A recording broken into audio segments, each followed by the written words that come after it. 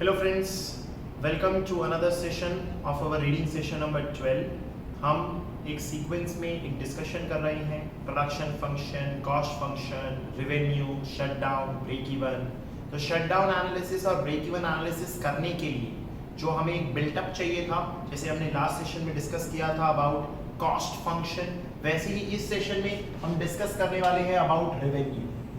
Because पहला जो हमने प्रोडक्शन फंक्शन देखा उसमें क्या हुआ था कि भाई इनपुट से आउटपुट रेडी किया, खाली क्वांटिटी की बात की। फिर हमने कहा भाई इनपुट से आउटपुट फ्री में थोड़ी रेडी हुआ होगा, इकोनॉमिक कॉस्ट लगे होंगे, तो इकोनॉमिक कॉस्ट की बात की। अब आउटपुट रेडी है, आउटपुट को मार्केट में बेचेंगे तब तो रेवेन्यू आएगी, और फिर रेवेन्यू आ जाएगी, कॉस्ट देख चुके तब तो हम निकाल पाएंगे कि प्रॉफिट हुई या लॉस, क्योंकि हम प्रॉफिट्स को मैक्सिमाइज करना चाहते हैं, लॉसेस को मिनिमाइज करना चाहते हैं। तभी एक इक्विलिब्रियम पॉइंट निकल के आएगा जिसपे एक प्रोड्यूसर अपने प्रॉफिट्स को मैक्सिमाइज कर रहा होगा या लॉसेस को मिनिमाइज कर रहा होगा। सो दैट इज व्हाई इस सेशन में हम रेवेन्यू का पूरा डिस्कशन करने वाले हैं। नाउ इकोनॉमिक्स में हम रेवेन्यू को पढ़ने के लिए मार्केट स्ट्रक्चर्स पढ़ते हैं, और मार्केट स्ट्रक्चर्स को दो ब्रॉड कैटेगरीज में तोड़ देते हैं। मार्केट क्या होता है? एक ऐसा एरिया होता है, एक ऐसा प्लेटफॉर्म होता है जहां बायर्स और सेलर्स इंटरैक्ट करते हैं, नेगोशिएट करते हैं, कॉम्पीट करते हैं और सही दाम पे अपने हिसाब से सही सामान खरीदते और बेचते हैं। That is what is a market. A simple definition of market where a platform is created so that buyers and sellers can interact with each other to purchase or sell a commodity by competing with each other. तो competing with each other की वजह से हम market structures को दो main parts में तोड़ते हैं, एक परफेक्ट कंपटीशन और एक इम्परफेक्ट कंपटीशन। इनके बारे में बहुत डिटेल में हम रीडिंग सेशन 13 में पढ़ते हैं, क्योंकि परफेक्ट कंपटीशन एक फॉर्म, इम्परफेक्ट कंपटीशन में बहुत सारे होते हैं, monopolistic competition, oligopoly, duopoly, monopoly, उनके बारे में बड़े डिटेल में हम रीडिंग सेशन 13 में पढ़ते हैं। पर इस रीडिंग सेशन में एक बेसिक आइडिया लेना जरूरी होता है, तभी हम प्रोसीड कर सकते हैं। परफेक्ट कंपटीशन मार्केट कैसा होता है? जहां very large number of sellers same to same सामान बेच रहे हैं, completely homogeneous product, same to same. वहीं imperfect competition, they are not selling same, कुछ डिफरेंशिएटेड प्रोडक्ट्स हैं, कुछ यूनिक प्रोडक्ट्स हैं, रिमोट सब्स्टिट्यूट्स हैं, क्लोज सब्स्टिट्यूट्स हैं, पर सेम टू सेम नहीं है। सिमिलैरिटी हो सकती है पर प्रोडक्ट्स अलग है। तो जिस मार्केट में प्रोडक्ट्स सेम टू सेम होते हैं, that is a perfect competition market. वहां बेचने वाले के हाथ में कोई प्राइसिंग पावर नहीं होती है। इंडस्ट्री जो प्राइस डिसाइड करता है उसी प्राइस पे सारी की सारी फर्म्स बेचती है, यानी कि फर्म्स प्राइस टेकर होती है और इंडस्ट्री प्राइस मेकर होती है। प्राइस बनाने वाला इंडस्ट्री है डिमांड और सप्लाई के बेसिस पे, और एक छोटी सी फर्म तो सिर्फ प्राइस लेती है जो मार्केट में चल रही है, उस दाम पे बेचो। इम्परफेक्ट कंपटीशन में ऐसा नहीं है, क्योंकि आपके प्रोडक्ट्स थोड़े से डिफरेंशिएटेड हैं, प्राइसेस वेरी कर सकती है, चेंज कर सकती है अपने हिसाब से। और हम बेसिक एजेंडा जानते हैं, law of demand. Law of demand कहता है कि किसी को ज्यादा बेचना है तो आपको उसे दाम कम करके देने होंगे, क्योंकि लॉ ऑफ डिमांड ने हमें यह सिखाया था कि जब किसी चीज के दाम कम होते हैं तो लोग ज्यादा खरीदते हैं। तो इम्परफेक्ट कंपटीशन में एक फर्म क्या करेगी? ज्यादा बेचने के लिए दाम कम करेगी, यानी वो अपना प्राइसेस वेरी कर सकती है। जबकि परफेक्ट कंपटीशन में तो उसके हाथ में कोई कंट्रोल ही नहीं है, यानी कि प्राइसेस वेरी नहीं होंगे, प्राइसेस कांस्टेंट ही रहने वाले हैं। तो परफेक्ट कंपटीशन में हम ये देखेंगे, चाहे तुम कितनी भी क्वांटिटी बेचना चाहो, दाम एक ही रहेगा, price is going to remain constant, it is not going to change। Sir real life में इसका कोई एग्जांपल बनता भी है क्या? बनाने के लिए बनाया जा सकता है, but ideally perfect competition is a imaginary situation, just like perfectly elastic demand curve was. ये एक इमेजिनरी सिचुएशन है, क्योंकि रियल लाइफ में ऐसा कोई मार्केट नहीं हो सकता जहां प्रोडक्ट्स एग्जैक्टली सेम हो। थोड़ा डिफरेंस तो आ ही जाता है।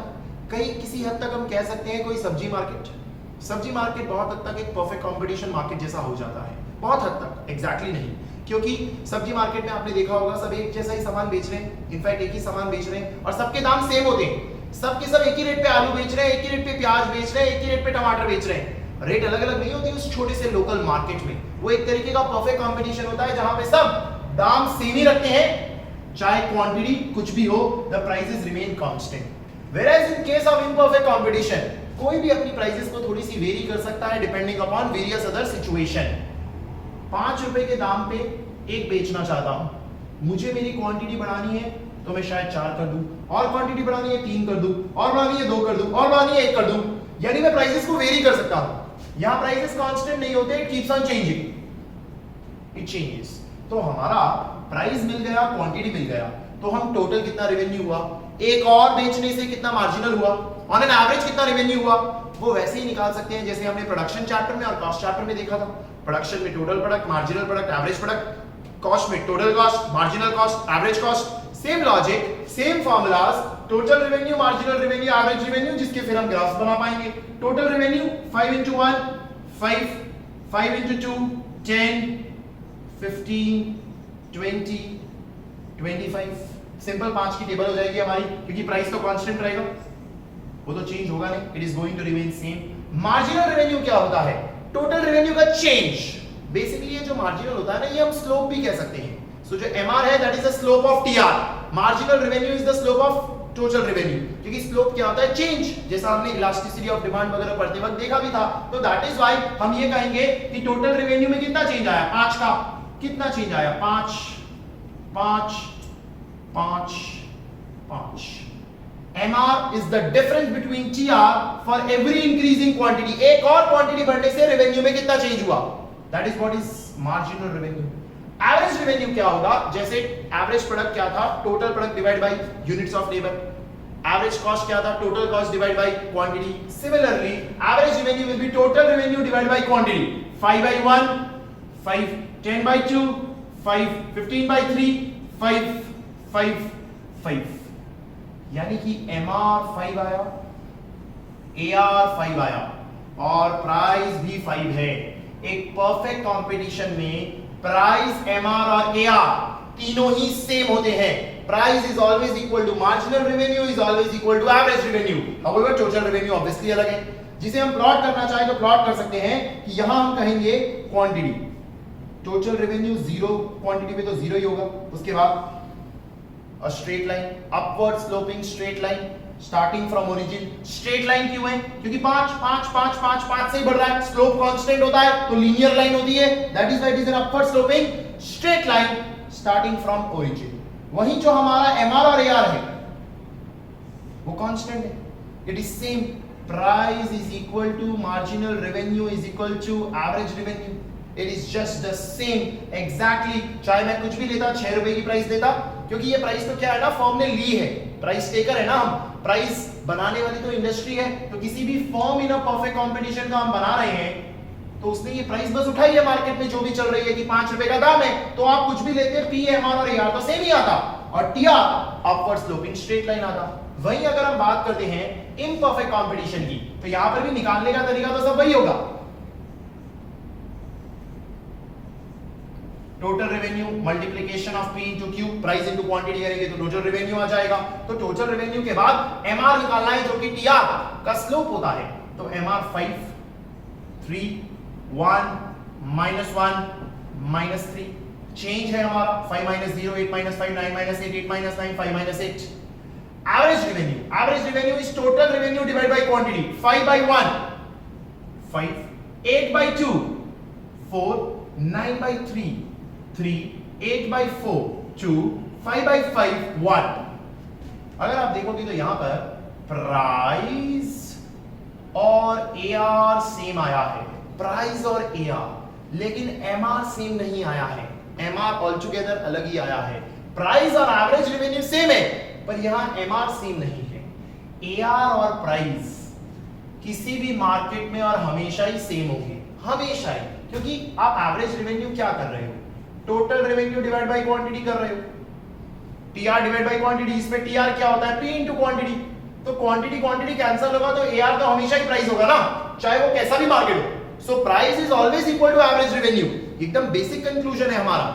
लेकिन MR के साथ भी इक्वल वो तभी होता है जब परफेक्ट कंपटीशन हो। इम्परफेक्ट कंपटीशन में MR अलग होता है, सेम नहीं आता। तो हमारा टोटल रेवेन्यू यहां पर अगर हम देखने जाएं तो कुछ ऐसा बनेगा, इनवर्स यू शेप, क्योंकि पहले बढ़ा, मैक्स पे पहुंचा और फिर गिरा, it is an inverse U shape. तो इससे पहले हमने MC देखा था, marginal cost, it was U shape, ऐसा था। ये पूरा उसका उल्टा है, जैसे कि मार्जिनल प्रोडक्ट बना था वैसे ही it is an inverse U shape बढ़ता है, मैक्स पे पहुंचता है और फिर गिरता है। वहीं एमआर और एआर को अगर हम यहां देखेंगे तो एआर गिर रहा होगा, एमआर भी गिर रहा होगा, जिसमें एआर और प्राइस तो एक ही बात है और एमआर अलग है, दोनों ही गिर रहे हैं ना, डाउनवर्ड स्लोपिंग गिर रहे हैं, जिसमें प्राइस और एआर गिरेगा पर पॉजिटिव रहेगा, जीरो नहीं होगा, नेगेटिव नहीं होगा, क्योंकि प्राइस है, इकोनॉमिक्स है, फ्री गुड्स थोड़ी है, प्राइस है, इकोनॉमिक गुड्स है, तो वो जीरो कभी हो ही नहीं सकता, यानी एवरेज रेवेन्यू कभी जीरो नहीं हो सकता, प्राइस कभी नहीं जीरो हो सकता, नेगेटिव का तो सवाल ही नहीं उठता। मार्जिनल रेवेन्यू पॉजिटिव भी है, जीरो भी होगा कहीं ना कहीं, नेगेटिव भी होगा, positive zero negative, marginal revenue हर चीज फेस करेगा, तो MR will be positive zero negative, but price and AR will always be positive, और प्राइस और एआर डाउनवर्ड स्लोपिंग है पर ऊपर है एंड एमआर डाउनवर्ड स्लोपिंग है पर नीचे है। इस तरीके से हमारे परफेक्ट कंपटीशन का टीआर, परफेक्ट कंपटीशन का प्राइस एमआर एआर जो एक ही है horizontal straight line, imperfect competition का टीआर एंड इम्परफेक्ट कंपटीशन के प्राइस और AR which is downward sloping straight line but positive only, MR downward sloping straight line which is positive then zero and then negative. तो ये again एक background information और background session है हमारा, जिसमें हमने revenue curves of perfect and imperfect competition देखे।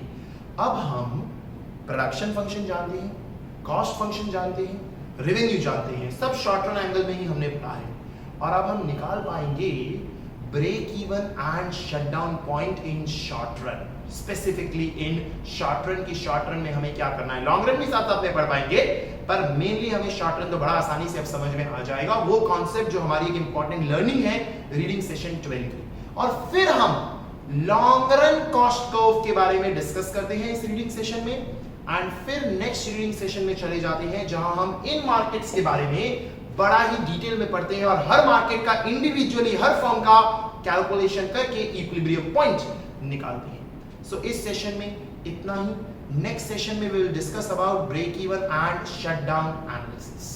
See you. Have a nice day.